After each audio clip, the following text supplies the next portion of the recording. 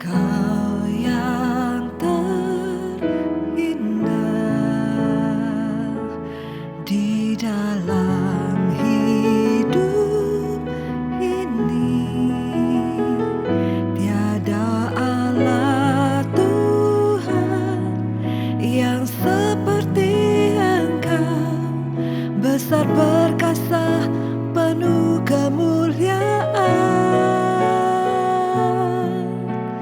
Kau yang termanis di dalam hidup ini, ku cinta Kau lebih dari segalanya, besar kasih setiamu kepadaku.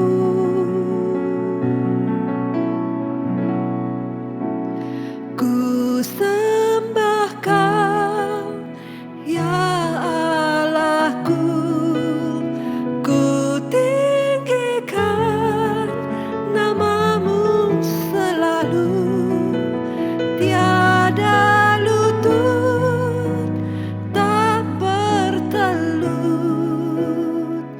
menyembah Yesus Tuhan Rajaku. Ku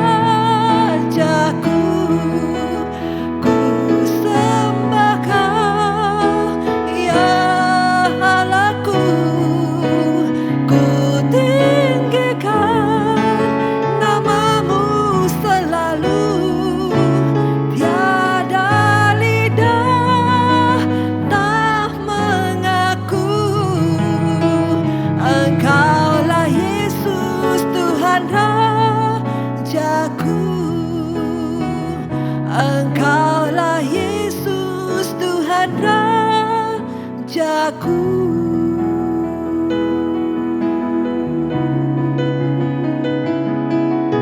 Haleluya.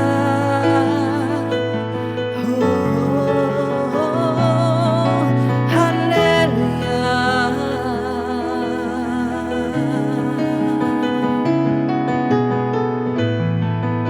Kiara bakarara barara barara barara basyakata kayara. Kau Allah yang perkasa, Kau Allah yang setia. Kami rindukan, kami rindukan.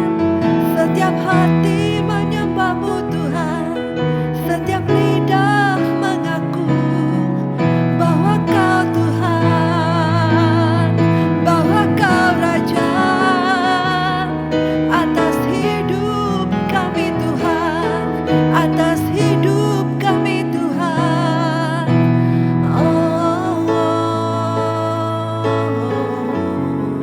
Kiara bakaya rararamu, kiara bakaya rarabasakararamu. Haleluya, haleluya, haleluya, haleluya, haleluya.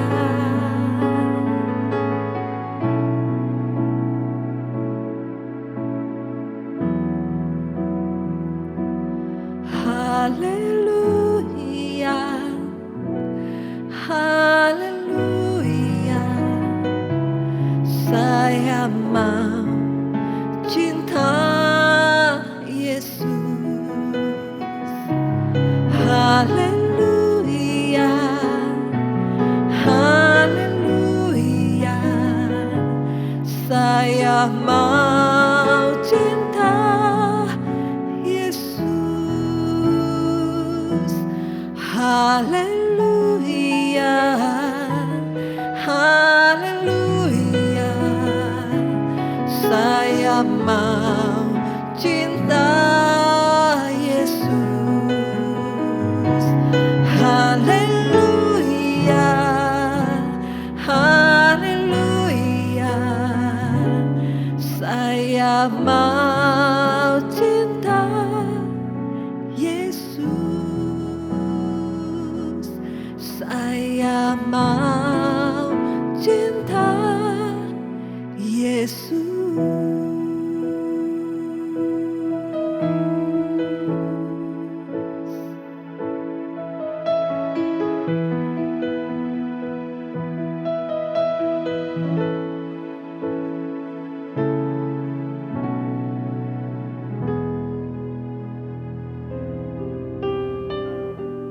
Shalom Bapak Ibu, saudara-saudari yang dikasihi Tuhan. Kembali bersama saya dengan Pendeta Budi Setiawan dalam acara Secret Place. Kembali kita akan belajar tentang doa dan kita akan belajar dari jemaat mula-mula. Kisah Para Rasul pasal yang keempat, ayat yang ke-23 sampai 31. Kisah Para Rasul pasal yang keempat, ayat 23 sampai 31 yang berbunyi demikian. Sesudah dilepaskan, pergilah Petrus dan Yohanes kepada teman-teman mereka, lalu mereka menceritakan segala sesuatu yang dikatakan imam-imam kepala dan tua-tua kepada mereka. Ayat 24, ketika teman-teman mereka mendengar hal itu, berserulah mereka bersama-sama kepada Allah, katanya, ya Tuhan, Engkaulah yang menjadikan langit dan bumi, laut dan segala isinya. Dan oleh Roh Kudus dengan perantaraan hamba-Mu Daud, Bapa kami, Engkau telah berfirman, mengapa rusuh bangsa-bangsa, mengapa suku-suku bangsa merekah-rekah perkara yang sia-sia. Raja-raja dunia bersiap-siap dan para pembesar berkumpul untuk melawan Tuhan dan yang diurapinya. Sebab sesungguhnya telah berkumpul di dalam kota ini Herodes dan Pontius Pilatus beserta dengan bangsa-bangsa dan suku-suku bangsa Israel melawan Yesus hamba-Mu yang kudus, yang Engkau urapi, untuk melaksanakan segala sesuatu yang telah Engkau tentukan dari semula oleh kuasa dan kehendak-Mu. Dan sekarang ya Tuhan, lihatlah bagaimana mereka mengancam kami, dan berikanlah kepada hamba-hamba-Mu keberanian untuk memberitakan firman-Mu. Ulurkanlah tangan-Mu untuk menyembuhkan orang sakit, dan adakanlah tanda-tanda dan mujizat-mujizat oleh nama Yesus hamba-Mu yang kudus. Dan ketika mereka sedang berdoa, goyanglah tempat mereka berkumpul itu, dan mereka semua penuh dengan Roh Kudus, lalu mereka memberitakan firman Allah dengan berani. Nah, saudara, kalau kita melihat di sini bagaimana jemaat mula-mula berdoa, maka kita akan melihat ada satu kuasa yang sangat besar yang bekerja di dalam doa-doa mereka. Nah, ada beberapa hal yang saya ingin bagikan. Yang pertama, kita melihat di sini ketika mereka mendengar Petrus dan Yohanes menyampaikan bagaimana mereka ditangkap, diinterogasi dan kemudian dilepaskan, saudara, mengalami tekanan demi tekanan. Dan ketika mereka mendengar cerita Petrus dan Yohanes, dikatakan di sini segera mereka berseru bersama-sama kepada Allah, katanya, "Ya Tuhan, Engkaulah yang menjadikan langit, bumi, laut dan segala isinya." Artinya apa, saudara? Artinya hal yang pertama yang mereka lakukan sebelum mereka mendoakan pokok masalah yang dihadapi, dikatakan di sini mereka mengarahkan diri kepada Tuhan yang besar. Nah, hal yang sama, saudara-saudara, sebelum kita berdoa tentang pokok masalah yang sesungguhnya yang kita alami, nah, hal yang pertama yang perlu kita lakukan adalah membuat pengakuan tentang kebesaran Tuhan. Ketika kita berkata, aku bersyukur kepada Tuhan yang besar, Tuhan yang maha kuasa, maha adil dan maha besar. Dia Allah yang maha hadir, Dia Allah yang maha tahu, Dia Allah yang sanggup melakukan segala sesuatu. Ketika kita mengatakan itu, maka hati dan pikiran kita itu akan kita arahkan kepada Tuhan. Nah, ini penting, saudara. Kenapa demikian? Supaya iman kita itu bangkit, supaya pikiran kita dipenuhi oleh kuasa Tuhan, oleh keyakinan bahwa Tuhan itu menyertai kita. Ingat tentang 12 pengintai yang diutus Musa untuk mengintai tanah Kanaan. 10 orang pulang memberikan laporan yang negatif. Mereka berkata memang tanah itu penuh dengan susu dan madu, tapi juga di sana tinggal raksasa-raksasa. Dan karena fokus mereka kepada raksasa-raksasa, akhirnya mereka menjadi takut. Mereka melihat diri mereka seperti belalang-belalang. Nah, beda dengan Yosua dan Kaleb, 2 orang ini, saudara. Memang mereka melihat hal yang sama. Memang tanah itu tanah yang baik, penuh dengan susu dan madu. Dan memang ada orang-orang yang gede-gede, orang-orang raksasa-raksasa. Tetapi fokus mereka bukan kepada raksasa. Fokus mereka kepada Allah yang besar. Allah yang telah menolong mereka, membebaskan mereka dari Mesir. Allah yang telah memimpin mereka, yang melewati masa-masa yang sulit, menyeberangi laut Tebrona. Allah yang besar itulah yang menjadi fokus dan perhatian mereka. Sehingga 2 orang yang berkata, jangan takut. Kita akan masuk dan kita akan telan mereka. Namun karena mayoritas berkata negatif, mereka lebih mendengarkan suara mayoritas. Nah, hal yang sama, ketika kita berdoa, ketika kita sedang menghadapi tekanan yang hebat, masalah apapun, sebesar apapun yang kau hadapi, saudara.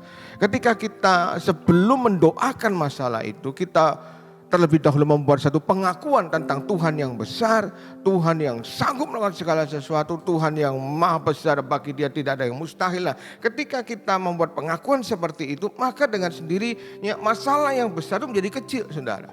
Kenapa? Karena Tuhan yang kita sembah itu lebih besar dari segala sesuatu. Nah, beda halnya kalau kita terlebih dahulu panik dan kemudian kita menjadi takut dan khawatir dan cemas dan kemudian kita fokusnya kepada masalah, maka kita akan menjadi kecil dan kita merasa tidak mampu. Itulah sebabnya dalam doa jemaat di sini kita melihat hal yang pertama yang mereka lakukan adalah mereka membuat satu pengakuan. Dikatakan di sini mereka berkata, ya Tuhan, Engkaulah yang menjadikan langit dan bumi, laut dan segala isinya. Artinya Tuhan itu berdaulat, Tuhan itu yang mengatur segala sesuatu, Tuhan itu yang mengatasi segala sesuatu. Dia Allah yang maha kuasa, Dia Allah yang sanggup melakukan segala sesuatu. Nah, ketika arah pikiran dan iman kita itu, hati kita itu, pikiran kita arahkan kepada Tuhan yang besar, maka masalah sebesar apapun akan menjadi kecil. Itu poin yang pertama. Ya. Poin yang kedua, dalam ayat 25 dikatakan, dan oleh Roh Kudus dengan perantaraan hamba-Mu Daud, Bapa kami, Engkau telah berfirman, mengapa rusuh bangsa-bangsa dan seterusnya. Yang kedua, Bapak Ibu, kita melihat di sini mereka sebelum mereka berdoa tentang pokok masalah, tadi saya katakan yang pertama mereka mengarahkan hati dan pikiran kepada Allah yang besar. Yang kedua, mereka mengutip firman Tuhan. Mereka mengutip ayat-ayat firman Tuhan. Kenapa, saudara? Karena ini seperti seperti meterai gitu ya. Dan ini menjadi satu kekuatan, menjadi satu landasan bagi mereka untuk mulai bergerak, untuk meyakini bahwa Tuhan itu sanggup menolong mereka. Kenapa? Karena mereka melihat ada kebenaran firman. Contoh misalnya begini ya, sebelum kita berdoa untuk orang sakit misalnya ya, kita berdoa, Tuhan oleh karena bilur-bilurmu Engkau telah berjanji semua kami akan disembuhkan, gitu kan. Nah, kita juga bisa berkata apa yang kami ikat di bumi akan terikat di surga, dan apa yang kami lepaskan di bumi akan dilepaskan di surga. Nah, ketika kita mengucapkan firman itu terus berulang-ulang, saudara, kita mengutip ayat itu, maka mau tidak mau iman kita juga timbul ya, iman kita juga muncul. Jadi kita jadi punya keberanian, kita jadi punya keyakinan yang begitu kuat. Kenapa? Karena dasarnya firman Tuhan. Dan ketika kita mengatakan itu sama seperti halnya sepertinya kita itu mengingatkan Tuhan. Ini loh Tuhan, ini loh firman-Mu itu begini. Jadi seharusnya Engkau melakukan sesuai dengan firman-Mu, gitu kan. Nah, kita tahu bahwa Tuhan tidak bisa menyangkali firman-Nya sendiri. Jadi poin yang kedua, saudara, sebelum kita berdoa tentang masalah kita, kutip firman Tuhan. Lah sebabnya penting sekali bagi kita untuk membaca firman, untuk menghafal firman. Karena ketika kita hafal firman, kita tahu kebenaran firman, dan kita mendoakan, kita mengucapkannya sebelum kita berdoa tentang pokok masalah yang ada, maka iman kita pun akan bangkit. Itu menjadi satu seperti materai begitu yang tidak bisa dibatalkan ya, dan itu jadi satu kekuatan, jadi satu landasan buat kita untuk meyakini bahwa Tuhan pasti menjawab dan mendengar doa-doa kita. Pasti Tuhan melakukan apa yang kita doakan. Karena apa? Karena dasarnya firman Tuhan. Baru yang ketiga, mereka bicara soal pokok masalah yang sesungguhnya. Ayat 27 dikatakan, sebab sesungguhnya telah berkumpul di dalam kota ini Herodes, Pontius Pilatus, dan seterusnya. Jadi mereka baru poinnya ketika bicara tentang pokok masalah yang sesungguhnya. Apa yang mereka alami, apa yang mereka takutkan, apa yang mereka khawatirkan. Nah, hal yang sama ketika kita mengalami ketakutan dan kekhawatiran ya, pastikan satu hal. Yang pertama, arahkan dulu hati dan pikiran kita kepada Allah yang besar. Yang kedua, kutip firman Tuhan. Baca firman Tuhan, sampaikan itu firman Tuhan dalam doa-doa saudara. Dan yang ketiga, baru kita cerita ya, tentang pokok masalah yang sesungguhnya. Nah, poin selanjutnya yang keempat dikatakan begini. Dan sekarang ayat 29, ya Tuhan, lihatlah bagaimana mereka mengancam kami, dan berikanlah kepada hamba-hambamu keberanian untuk memberitakan firman-Mu. 30, ulurkanlah tangan-Mu untuk menyembuhkan orang, dan adakanlah tanda-tanda mukjizat dalam nama Yesus. Yang keempat, saudara, mereka minta campur tangan Tuhan. Ya, dikatakan ulurkanlah tanganmu. Kata ulurkanlah tanganmu artinya mereka meminta campur tangan Tuhan. Mereka meminta penyertaan Tuhan, mereka meminta kuasa Tuhan. Untuk apa? Untuk menyelesaikan masalah yang ada. Saudara, kita tahu bahwa kita itu manusia yang terbatas dan kita tidak bisa melakukan segala hal. Ya, kita tahu kita itu manusia yang rapuh dan penuh dengan keterbatasan. Sedangkan Allah yang kita sembah itu Allah yang tidak terbatas. Lah sebabnya setelah kita menceritakan tentang pokok masalah, beban doa, apa yang kita takutkan dan khawatirkan, izinkan Tuhan itu turut bekerja. Dikatakan di sini, ulurkanlah tanganmu. Artinya mereka meminta Tuhan turut bekerja. Bukan dengan kekuatan kita sendiri, tetapi mereka minta supaya Tuhan itu turut bekerja untuk menyelesaikan segala sesuatu. Dan kalau Tuhan turut bekerja untuk menyelesaikan segala sesuatu, masalah sebesar apapun akan menjadi mudah, akan menjadi kecil, akan mudah diselesaikan, karena bagi Tuhan tidak ada yang mustahil. Dia Allah yang besar, Dia Allah yang sanggup melakukan segala sesuatu. Dan poin yang terakhir, poin yang kelima, dikatakan dan ketika mereka sedang berdoa, goyanglah tempat mereka dan mereka semua penuh dengan Roh Kudus. Artinya mereka melibatkan juga Roh Kudus dalam kehidupan mereka sehari-hari. Nah, hal yang sama saudara, pastikan sebelum saudara berdoa, yang pertama tadi, arahkan dirimu, mata hati iman kita kepada Tuhan yang besar. Yang kedua, kutip firman Tuhan. Baru yang ketiga, kita bicara tentang pokok masalah yang ada, beban dan ketakutan yang kita alami. Yang keempat, berdoalah minta campur tangan Tuhan. Berdoalah supaya Tuhan turut bekerja mendatangkan segala sesuatu bagi kebaikan kita. Dan yang kelima, mintalah Roh Kudus turut bekerja mendatangkan semuanya dan menjadi baik bagi setiap kita. Dan kalau ini yang kita lakukan, doa kita akan menjadi sangat penuh dengan kuasa dan kita akan melihat jawaban Tuhan tepat pada waktunya. Mari kita berdoa. Bapa Surgawi yang kami sembah di dalam nama Tuhan Yesus Kristus. Engkau Allah yang besar, Engkau Allah yang sanggup melakukan segala sesuatu. Tidak ada yang mustahil bagimu Tuhan.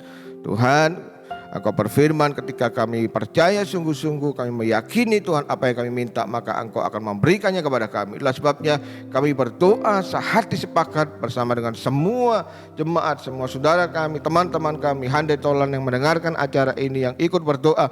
Kami berdoa Tuhan, nyatakan kuasa-Mu di tengah-tengah kami Tuhan. Nyatakan kuasa-Mu dalam kehidupan kami. Kami meyakini bagi-Mu tidak ada yang mustahil. Engkau Allah yang sanggup melakukan segala sesuatu. Kami tahu kami manusia yang terbatas, tapi kami punya Allah yang tidak terbatas, yang sanggup melakukan segala sesuatu. Mari Roh Kudus, Engkau memberikan kekuatan, penghiburan, pimpin kami dari hari ke hari Tuhan, sampai kami bisa menggenapi seluruh rencana Tuhan dalam kehidupan kami. Terima kasih Tuhan. Di dalam nama Tuhan Yesus kami berdoa. Amin. Tuhan Yesus memberkati.